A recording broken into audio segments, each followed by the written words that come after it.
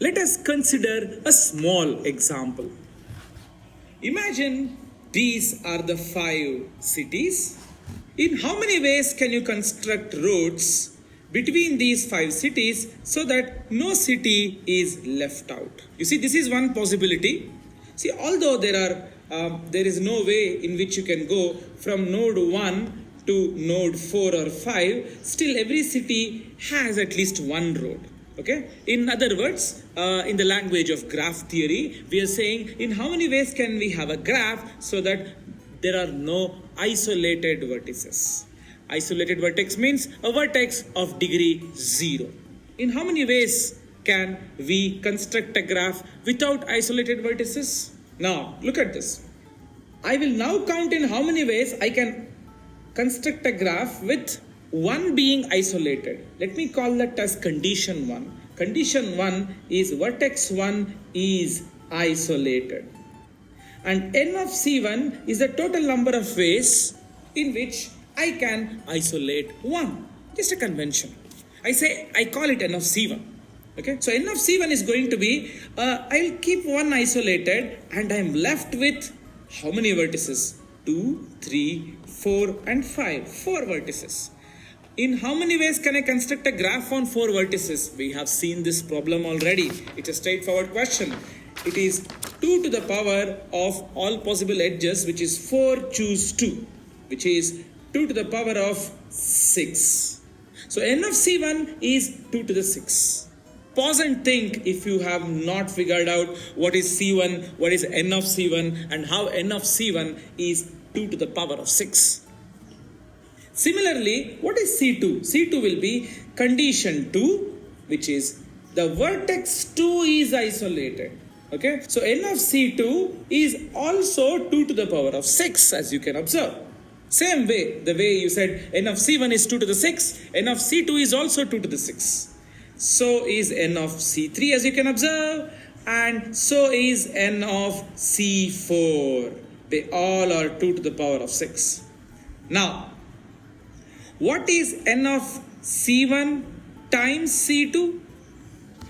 What do you even mean by this? By this we mean, what are the total number of ways in which condition 1 and condition 2 both are satisfied? What do we mean by that?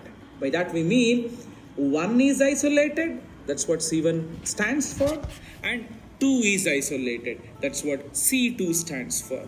So n of C1, C2 denotes in how many ways can the vertex 1 and 2 both be isolated. Now again, very simple, 1 and 2 you don't have any edges. You ask this question, in how many ways can you construct a graph on these 3 nodes, which is 2 to the power of 3 choose 2, which is 2 to the power of 3. So similarly, n of C1, C3 is also 2 to the power of 3. Think about it. It's all symmetric argument. N of C1, C4 is also 2 to the power of 3.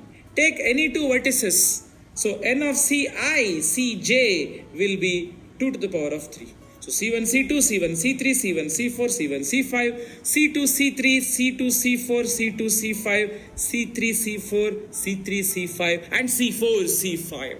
All these will be in fact 2 to the power of 3 only. What is n of C1, C2, C3? Why are we even doing this? You will get to know very soon. C1, C2, C3 means 1 is isolated, 2 is isolated, 3 is isolated. In how many ways can this happen?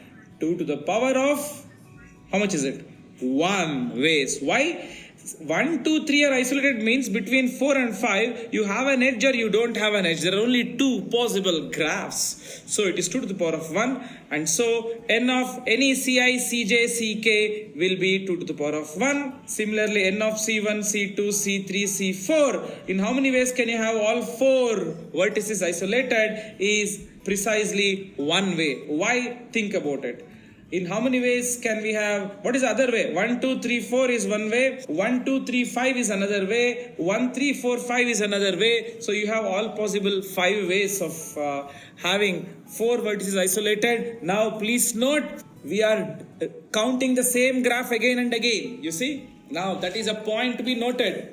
But let's go ahead. We'll simply write down for completeness sake. N of C1, C2, C3, C4 is 1. N of C1, C2, C3, C5 is 1. N of C2, C3, C4, C5 is also 1. And so on. Now, what is N of C1, C2, C3, C4, C5? Sounds like a joke to you, right? Because we seem to be counting the same graph again and again. In how many ways can we have 1, 2, 3, 4, 5? All the 5 nodes isolated. One way.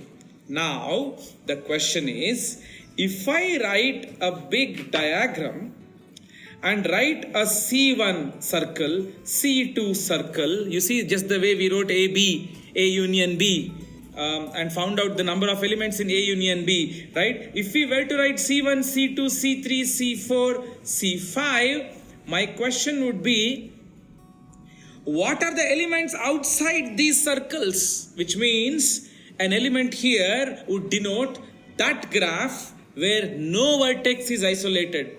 If vertex 1 is isolated, that graph is considered in C1. If vertex 2 is isolated, that graph is considered in C2. Think about it. I'm not explaining much. I'm trying to map the question to this kind of a mathematical model.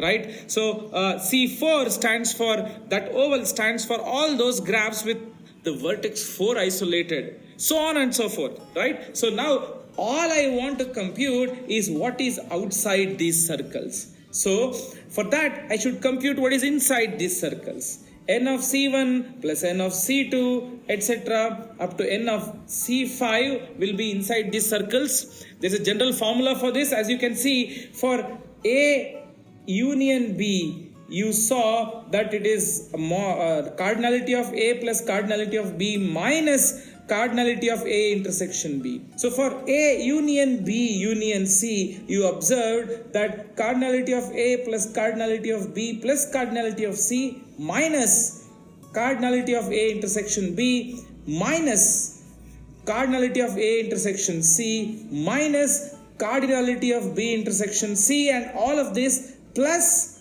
cardinality of A intersection B intersection C. You will observe that this plus and minus signs keep toggling like this. So what do we need to compute? We need a general formula to compute the elements outside all these 5 ovals, which is, let us say all the elements inside this rectangle is n. Okay? And I am going to subtract all possible entities inside this C1, C2, C3, C4, C5 from n, and that will give me the number of elements outside these vowels, and I'm going to call that n bar. N bar are the elements here. Elements inside this rectangle, all of them put together is n in number. And now what I need to do is I need to remove all elements inside the vowels. It's not very easy to compute them in a straightforward way. You saw the formula for A union B union C, right? It was quite twisted and confusing in the sense that there was an alternating plus and minus sign there. If there are 5 vowels, 5 sets, it will be even more complicated. I will just like that go ahead and write the formula as though I'm so familiar with it without any proof. And once written, we will try to prove the general case in some time. Okay, the formula looks like this. N bar, elements outside the vowel, is n, which is all the elements inside the rectangle, minus all the elements inside the circles. Okay, the formula goes like this. Minus n of C1, number of elements in C1, plus number of elements in C2, plus number of elements in C4, plus number of elements in C5. Okay, and then after minus comes your plus symbol. How, why, you will get to know. Just trust, have trust in me, and then assume that this is the way to do it. Okay, plus n of C1 C2, n of C1 C3, plus n of C1 C4, C1 C5, C2 C3 C4, C2 C4, C2 C5, C3 C4, C3 C5, and C4 C5. All possible 5 choose 2 combinations I will write. And here, as you know, n of C1 C2 stands for number of elements that are both in C1 and C2, which which means in the intersection.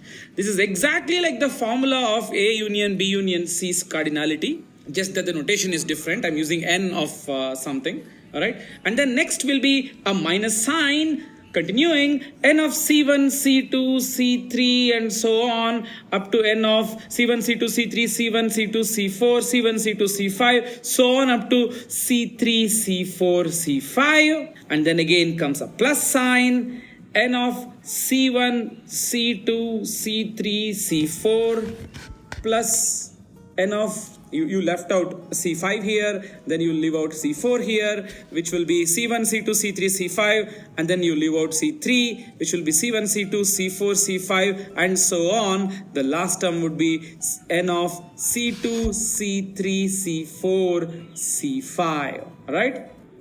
And then again a minus sign, and then the last term would be n of C1, C2, C3, C4, and C5. So this is the formula, trust me, which will help you compute the number of elements outside these vowels. You might be wondering, why are we even computing entities outside the vowel? You see, do you remember what was the question we started from? There are 5 towns, and we are constructing all possible graphs on these 5 towns so that no vertex is left isolated. So all those graphs with vertex number 1 getting isolated is put into C1. All those graphs with vertex 2 getting isolated is put into C2. All those graphs with vertex C3 isolated is in C3. Okay, n of C3 denotes the number of such graphs, and similarly n of C4, n of C5.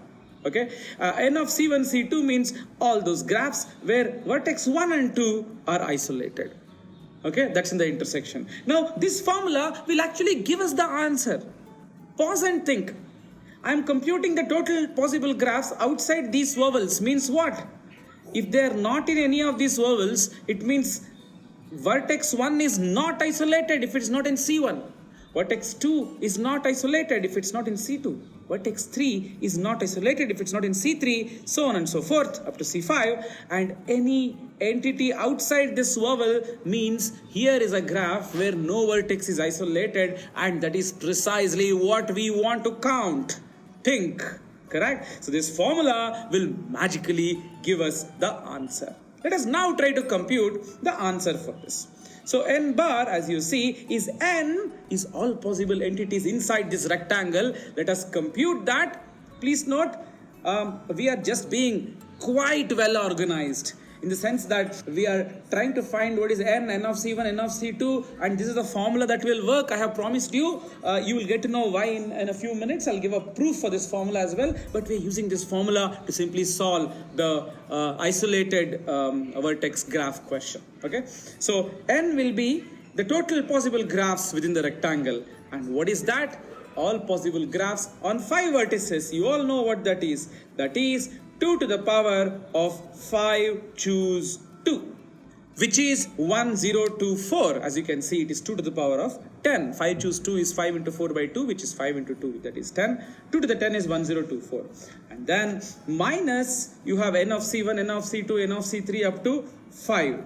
Okay, so which is n of C1 is simply vertex 1 is isolated, and all possible graphs in the rest of the 4 vertices.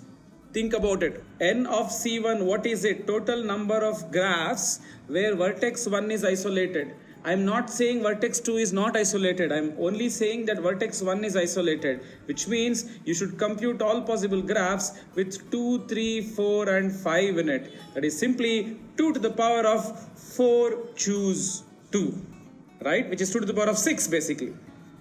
This is 2 to the power of 6. And n of C2 is also the same, you see, because n of C2 is vertex 2 is isolated, the rest can be anything. So 2 to the power of 4 choose 2 once again. So on and so forth. Every single term here will be 2 to the power of 4 choose 2, which is actually 2 to the 6, which is 64.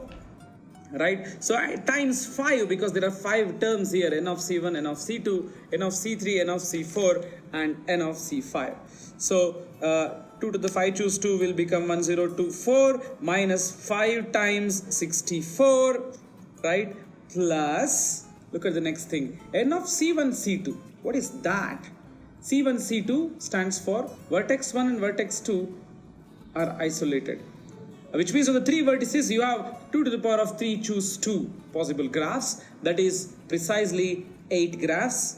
And similarly with n of C1, C3, which is again 8, n of C1, C4 again 8, so on and so forth. There are 5 choose 2 terms here. So I will write 5 choose 2 times 8. We know 5 choose 2 is 10. So 10 times 8 minus, there's an alternating symbol, minus n of C1, C2, C3, which is 5 choose 3, similarly, times C1, C2, C3, 3 are isolated, which means on 2 nodes, you have only 2 possible graphs, rather 2 to the power of 1 possible graph. So 5 choose 3 into 2, think about it, correct? Which will be 10 times 2, 5 choose 3 is 10, 10 times 2, and then plus n of C1, C2, C3, C4. Like that you have 5 terms here. 5 terms into n of C1, C2, C3. In how many ways can all these 4 vertices be isolated? 1 is isolated, 2 is isolated, 3 is isolated, 4 is isolated. Okay, there's only one way. Even 5 is isolated there, as you can see. So this is one way, and 1, 1, 1, there are several entities here. So it is simply 1, 5 times 1. You may note that all of them, n of C1, C2, C3, C4, n of C1, C2, C3, C5, the next term, and so on up to n of C2, C3, C4, C5, they all represent the same graph.